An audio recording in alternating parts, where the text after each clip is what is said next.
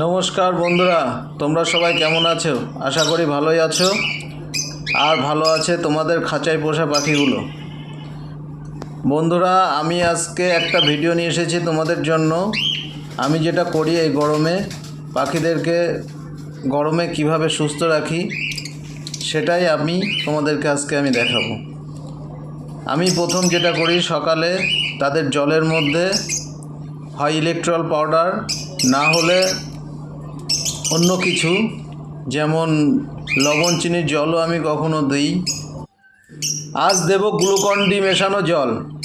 দেখো বন্ধুরা, আমি গ্লুকন-ডিগুলো নিয়েছি। গ্লুকন-ডি নিয়ে ওর সঙ্গে জল ভালো করে মিশিয়ে পাখিদেরকে খেতে দেব।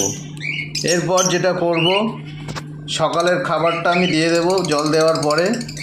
তারপর সেই খাবারটা কমপ্লিট হলে আমি পাখিদেরকে স্নান করিয়ে দেব বন্ধুরা। সেই স্নান করার ভিডিও আমি আজ তোমাদেরকে দেখাবো, কিভাবে আমি আমার পাখিদেরকে স্নান করাই।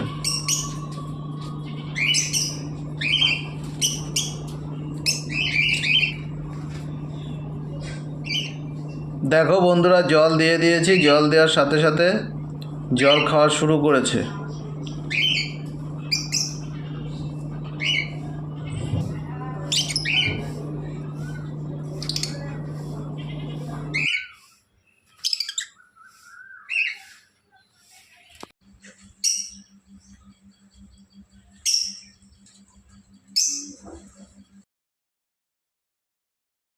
এদের আমি এখন স্নান করিয়ে দেব।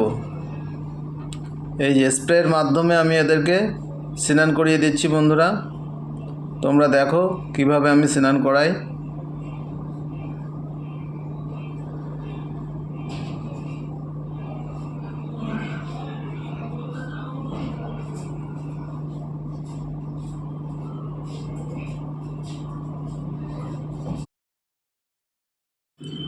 এইভাবে জল স্প্রে করে পাখিদেরকে আমি ভালো করে স্নান করিয়ে দেব, একেবারে ভিজিয়ে দেব, যাতে ওরা উঠতেও না পারে।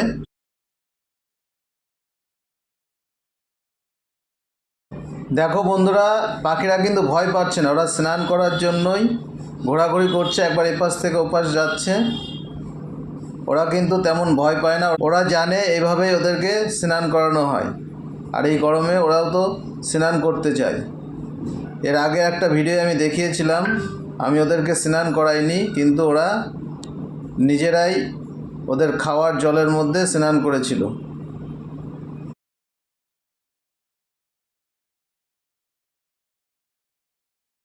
দেখো বন্ধুরা, একেবারে ভিজিয়ে দিয়েছি, আর খাঁচার চারিদিকটাও ভালো করে ভিজে গেছে।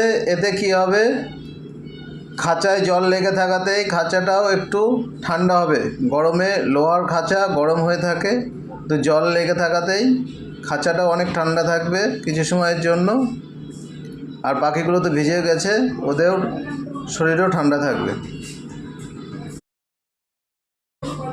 একইভাবে আমার লাভ বার্ডগুলোকে স্নান করিয়ে দিয়েছি। এই দেখো বন্ধুরা, পুরো ভিজে গেছে, একেবারে চুপচাপ হয়ে বসে আছে ভিজে।